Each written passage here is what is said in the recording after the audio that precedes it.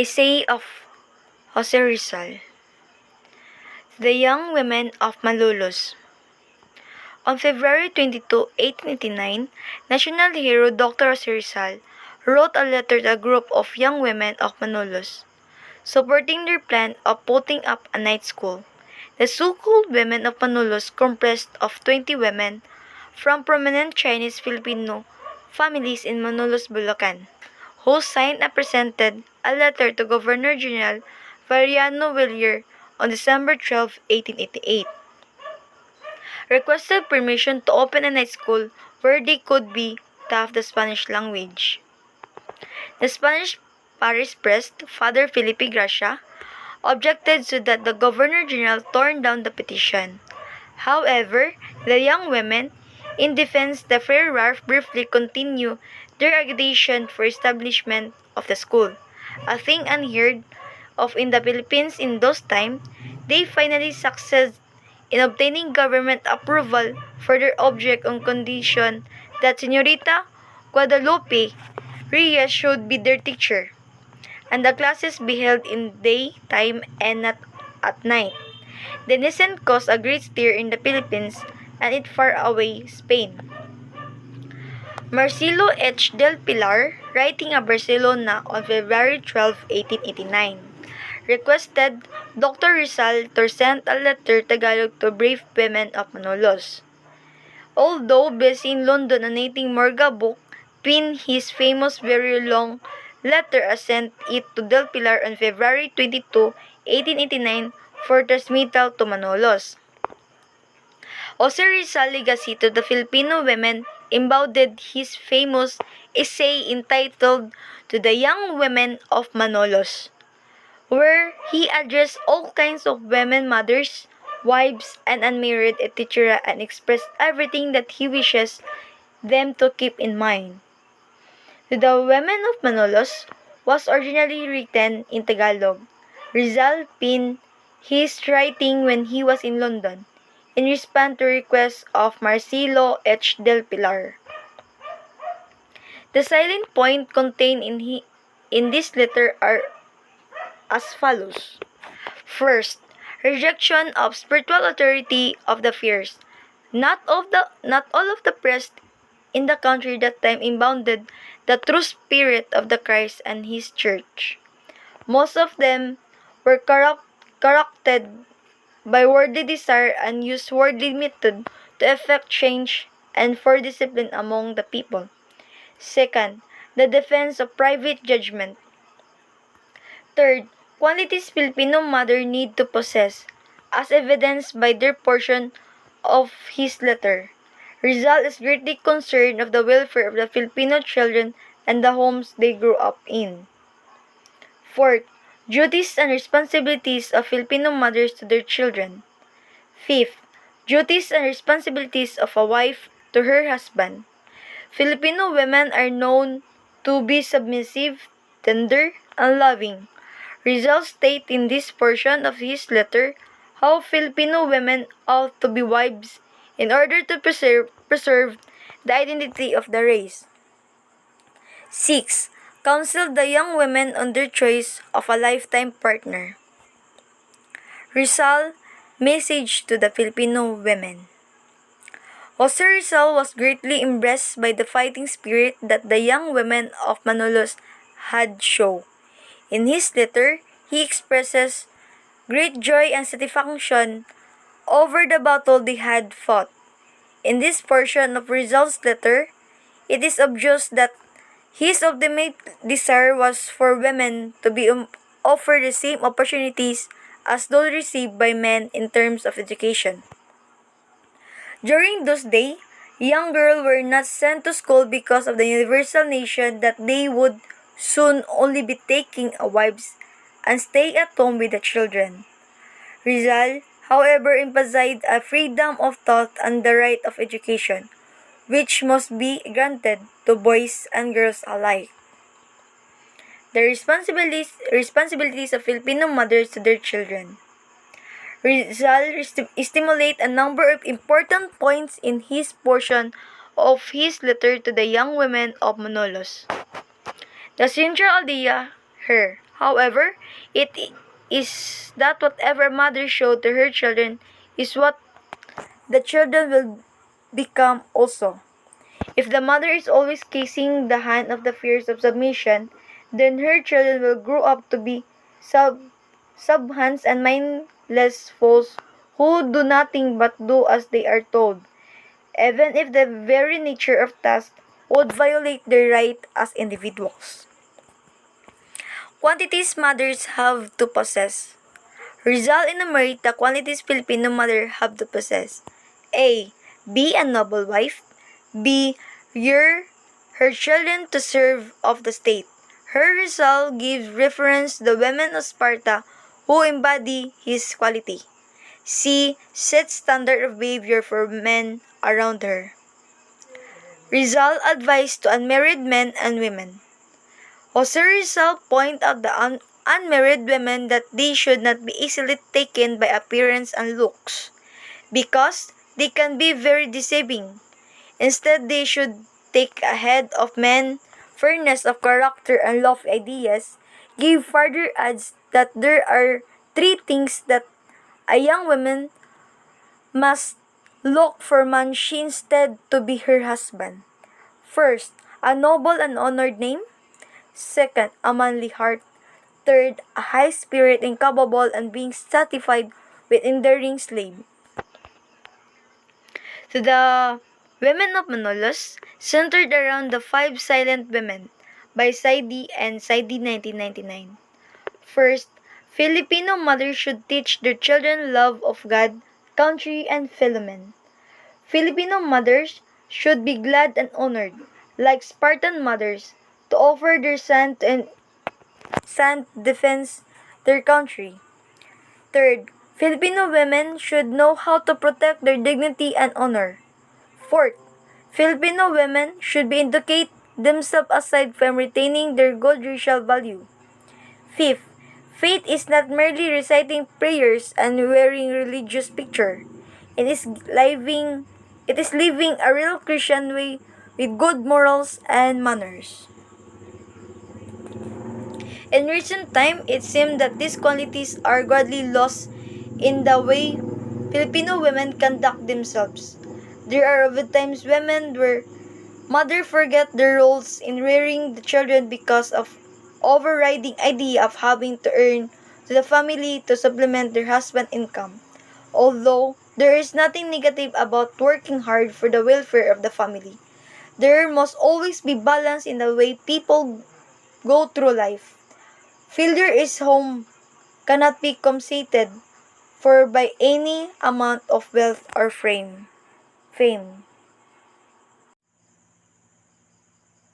Sobre la Indonesia de los Filipinas. The indolence of Filipinos.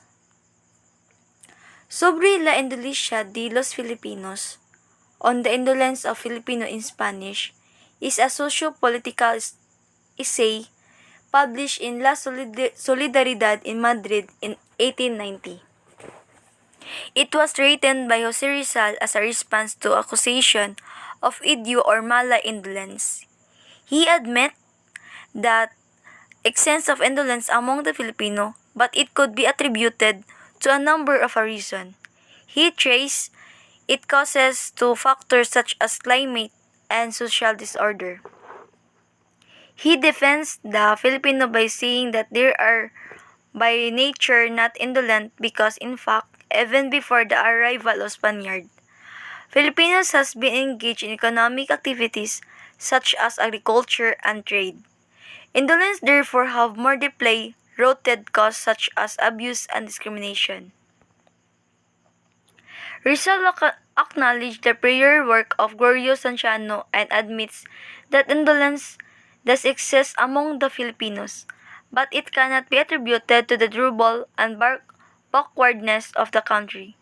Rather, it is effect of backwardness and trouble experienced by the country. Past writing of indolence revolved only either denying or affirming, and never studying its cause in depth. One must study the causes of indolence. Results say before curing it. He therefore enumerates the causes of indolence and elaborate on the circumstances that have led to it. The hot climate, he points out, it is a reasonable predisposition for indolence. Filipinos cannot be compared to Europeans who live in cold countries and who must expert much more effort at work. An hour's work under the Philippine sun, he say, it's evaluate to the day work in temperature region. Rizal say the illness will worsen if wrong treatment is given. The same applies to indolence. People, however, should not lose hope in fighting indolence. Even before the Spaniards arrived, Rizal argued the early Filipinos were already carrying out trade within province and with other neighboring countries. They were also engaged in agriculture and mining. Some native even spoke Spanish. All this disproved the notion that Filipinos are by nature indolent. Rizal ends by asking what then would have caused Filipinos to forget their past. Rizal enumerates several reasons that may have caused the Filipino culture and economic decadence. The frequent wars, resurrection, and innovation have brought disorder to the communities. Cause has been widespread and destruction rampant. Many Filipinos have also been sent abroad to fight wars to Spain or the expectation. Thus, the pollution has been decreased in number due to forced labor. Many men have been sent to the shipyard to contract vessels. Meanwhile, natives who have had enough of abuse have gone to the mountain. As a result, the farm has been neglected. The so-called indolence of Filipino definitely has deploy-rooted causes. According to Rizal, Filipino are not responsible for their misfortune, as they are not their own master. The Spanish government has not encouraged labor and trade, which chased after the government treated the country neighboring trade partner with great substitution. Trade has declined. Furthermore, because the private attack and the May restriction exposed by the government, which gave not aids for crops and farmers. These and the abuse suffered under recommendations have caused many to abandon the field. Businesses are monopolized by many government officials. Red tape unbridled operate on wide scale. Rampant gambling is tolerated by the government. This situation is compounded by the church's wrong doctrine, which hold that the rich will not go to heaven, thus engendering the wrong attitude toward work. There has also been discrimination in education against natives. There are some of the main reasons that Rizal cities are accusing the deterioration of values among the Filipinos. According to Rizal, all of the causes of indolence can be reduced to 2 factors. The first factor is limited training and education Filipino native receive. Segregated from Spaniards, Filipinos do not receive the same opportunities that are available to the foreigners. They are taught for the inferior. The second factor is the lack of national statement of unity among them, because Filipinos think they are inferior. They submit the foreign culture and do everything to imitate it. The solution, according to Rizal, would be education and liberty. Good morning, everyone. My task is Jose Rizal's essay The Philippines Century Hence, or Filipinas Centro de 100 Amos. In order to read the destiny of a people, it is necessary to open the book of its past, according to Jose Rizal, the author of this essay. So, the Philippine History, hence, is an essay written by Philippine national hero Jose Rizal to forecast the future of the country within 100 years. Rizal felt that it was time to it is time to remind Spain that the circumstances that ushered in the French Revolution could have a telling effect for her in the Philippines. So, this essay was published in La Solidaridad that starts by analyzing the various causes of the miseries suffered by the Filipino people. So, here are the two ideas of Jose Rizal. First is Spain's implementation of her military policies. Because of such laws, the Philippine population decreased dramatically. Poverty became more rampant than ever, and farmlands were left to wither. The family as a unit of society. Second is the deterioration and disappearance of a Filipino indigenous culture.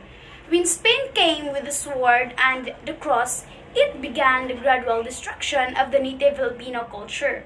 Because of this, the Filipinos started losing confidence in their past and their heritage, became doubtful of their present lifestyle, and eventually lost hope in the future and the preservation of their race.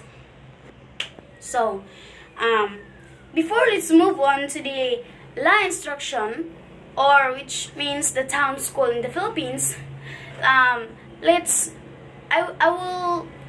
have here a summary of the first essay. So, one of the greatest things that Dr. Rizal ever wrote was his essay, which is The Philippines, a Century Hence. He made a lasting impression of the Philippines on how our country was at the time he wrote it, and how he sees it will become in the future. Well, and the future is now, and some of his predictions actually came true. The Philippines Century Hence form a series of articles which Rizal started on September 30, 1899 up to January 1890, and in which he revealed the historical erudition and a profound realization of what would happen if the status quo were not changed. So, this one, let me go back. So, this essay asserts that effectiveness. And now, let's move on to the other essay. So here, this is the second, La Instruction, or the town school in the Philippines. So in this essay, Rizal exposed the depressed conditions of the town schools in the Philippines in terms of physical conditions, curriculum, methods, and principles of teaching. But what Rizal observed? Rizal found out that the Spanish administered education in his country poor and futile. Rizal, for instance, pointed out that there was a problem in the mandated medium of instruction, the colonizers' language, or Spanish, which was not perfectly understood by the natives. Yes, La Instruction was published on 1863. So, here are some observation of Rizal. The town school's physical conditions. Let's talk about the town school's physical conditions. First is, the location of the town schools were only in the major towns, which means limited access. The second is lack of furnitures, as the schools were made of nipa and bamboo, or some residential houses, just like the schools of the old people, or which means, or should I say, our ancestors. Facilities are not enough, like libraries and other resources.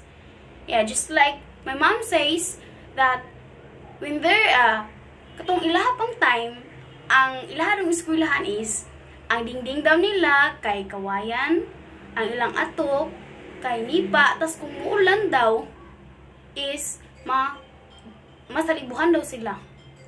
So, here let's move. The methods of teaching have the following features. First is emphasize in memorization. No skills that develop problem-solving skills in the mathematics for its application. The medium of instruction was Spanish that Rizal discouraged as a student don't understand it well enough. Yeah, boys were separated from girls. Lastly, there are the recommendations of Rizal. Use the native language for instruction so that the children understand the provision for compulsory elementary education in the Philippines law. So, I have here, in this essay, which is law instruction or the student, the national hero, which is Jose Rizal, observes the elementary instruction given in the town schools established under provisions of the Educational Decrees of 1863 and offers proposals for its improvement. This essay by Jose Rizal details the poor condition and general uselessness of the Spanish educational system when applied in rural Philippine towns. Aside from highlighting the common problems of the system, Rizal also suggests reforms in order to make education both more meaningful and more appealing for the end use. So, all in all, the second essay was for the this was dedicated to the poor people, which was Rizal was observing, and their quality of the schools is not good as what Rizal said. So that is all. Thank you.